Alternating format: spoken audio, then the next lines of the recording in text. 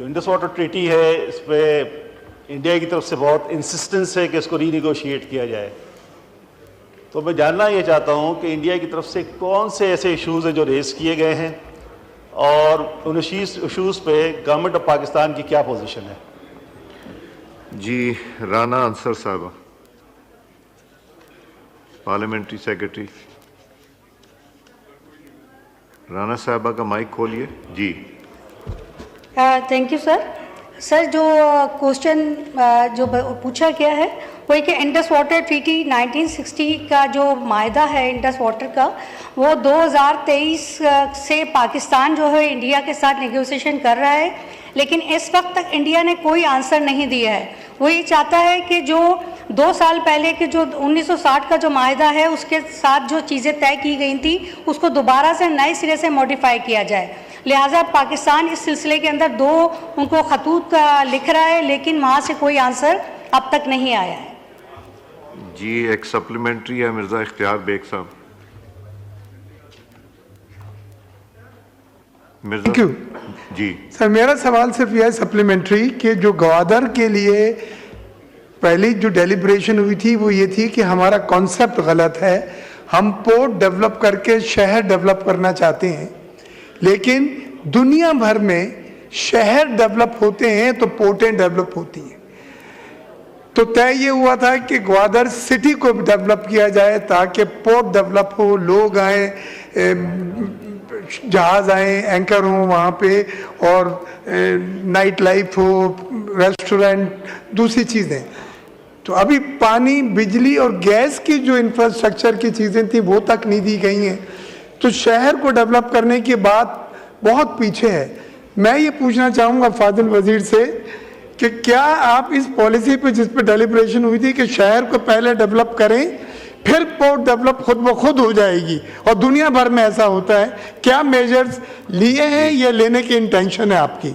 शुक्रिया जी। Parliamentary secretary साहब। नहीं, वाटर का इन्होंने ग्वादर का ही की बात। जी, पार्लियामेंट्री सेक्रेटरी साहब, आप ही से किया है। सर, ये इन्होंने गवादर का जो लास्ट क्वेश्चन जो भी पिछले था उसका उन्होंने ये पूछा है। ये वाटर रिसोर्स से जो मेरा ये साहब, ये डिलेड रिएक्शन क्या हुआ आपका? वो तो पिछला सवाल था। मैंने तो क्वेश्चन नंबर 12 पे कहा था। चले दे दीजिए, जवाब दे दें राना साहब। जी, डॉक्टर दर्शन साहब। ये बात इनकी ठीक है कि शहर डेवलप हो तो वहाँ काम ज्यादा होता है, लेकिन इसी के लिए प्राइम मिनिस्टर साहब ने वहाँ पे ये इकदाम ले रहे हैं, क्योंकि जो 60% जो पब्लिक सेक्टर की जो इंपोर्ट है वो इसीलिए वहाँ पे ले रहे हैं कि वो वहाँ पे हो, ग्वादर में हो।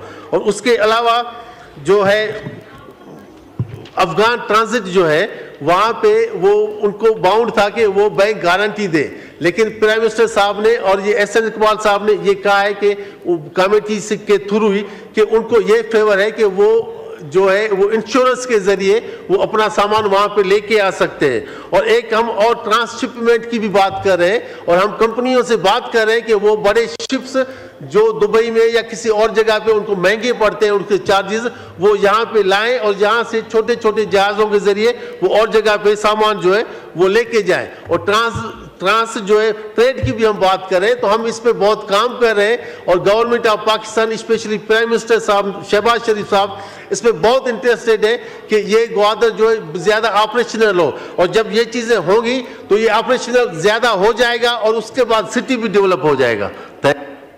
जी, मौलाना गफूर हैदरी साहब, ये जो वाटर रिसोर्सेज वाला था सवाल, उस पर आप करना चाहेंगे? ये वाटर रिसोर्सेज वाला जो सवाल था। जी, स्पीकर साहब, ग्वादर पे बात करना चाह रहा था। वो फिर हम बात भी नहीं बल्कि सवाल करना चाह रहा था। आगे आते हैं तो फिर हम कर लेते हैं, नेक्स्ट क्वेश्चन पे कर लेते हैं। कर लीजिए, कर लें। मौलाना साहब का किस हद तक वो फंक्शनल हुआ है, लेकिन ग्वादर एयरपोर्ट और ग्वादर पोर्ट भी एक अरसे से मुकम्मल हुआ है, अब वो फंक्शनल है या नहीं है। एयरपोर्ट का इफ्तिताह हुआ, उसकी अब क्या पोजीशन है ये जरा बताइएगा। डॉक्टर दर्शन साहब। शुक्रिया स्पीकर साहब।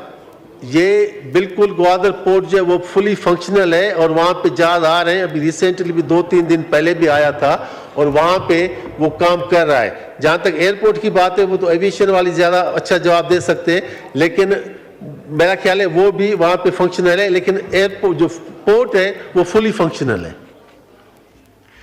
जी क्वेश्चन नंबर 12 पे वाटर रिसोर्सेज पे डॉक्टर नफीसा शाह साहब। स्पीकर साहब, ये बहुत एक अहम इशू है इंडस वाटर ट्रीटी, और उस पर बहुत जो सवाल पूछा गया सप्लीमेंट्री का, उसका जवाब अनफॉर्चुनेटली नहीं आया कि why is it that India wants renegotiation of the treaty, और पाकिस्तान का क्या मौक़िफ़ है। पाकिस्तान फ्रीक्वेंटली ऑब्जेक्ट करता है because India constantly creates these huge projects जो रिवर की सैंक्टिटी इंटेग्रिटी को डिसरप्ट करते हैं, और पाकिस्तान का जो राइट है इन पानी के ऊपर वो भी अपस्ट्रीम जो है इस्तेमाल हो जाता है। तो पाकिस्तान का रीनेगोशिएशन के ऊपर क्या मौक़िफ़ है, और इस वक्त जो बिल्कुल ये जवाब दिया गया है कि इंडिया बात नहीं करता, ना गेजेस के ऊपर हमें शेयर करता है इंफॉर्मेशन, ना नए प्रोजेक्ट्स के ऊपर इंफॉर्मेशन शेयर करता है, तो उसके नतीजे में कौन से आर्बिट्रेशन या ऐसे मैकेनिज़म्स हैं कि हम इंडिया को कोर्ट में लेके जाएं जिस पे इंफॉर्मेशन शेयरिंग हो। जी पार्लियामेंट्री सेक्रेटरी साहब। Thank you sir. यही है कि मार्च 2023 से पाकिस्तान इंडिया से बाकायदगी से ख़तों किताबत में लगा हुआ है, लेकिन उसका इंडिया का यही कहना है कि जो इंडस माहिदा है 1960 का, उसको दोबारा से मॉडिफाई किया जाए, और जब तक वो मॉडिफाई नहीं करेंगे तो हम इसको लेकर आगे नहीं बढ़ेंगे। अभी का ये कहना है कि पाकिस्तान इस सिलसिले में क्या कर रहा है। पाकिस्तान इस सिलसिले के अंदर उनको बहुत ज़्यादा लेटर लिख रहा है कि आएँ बैठे हम बातचीत करते हैं कि आप क्या चाह रहे हैं कि इंडस ट्रीटी के अंदर कुछ क्या अमेंडमेंट किया जाए। इसके लिए वहाँ से अभी तक कोई आंसर अभी तक नहीं पहुँचा है, ना आ रहा है, ना कोई बातचीत हो रही है। इस सिलसिले में पाकिस्तान की पूरी इसके अंदर इंडस ट्रीटी के ऊपर पूरी बातचीत चल रही है। जैसे ही कुछ आता है मिनिस्ट्री इसका फौरी तौर पर जवाब देगी।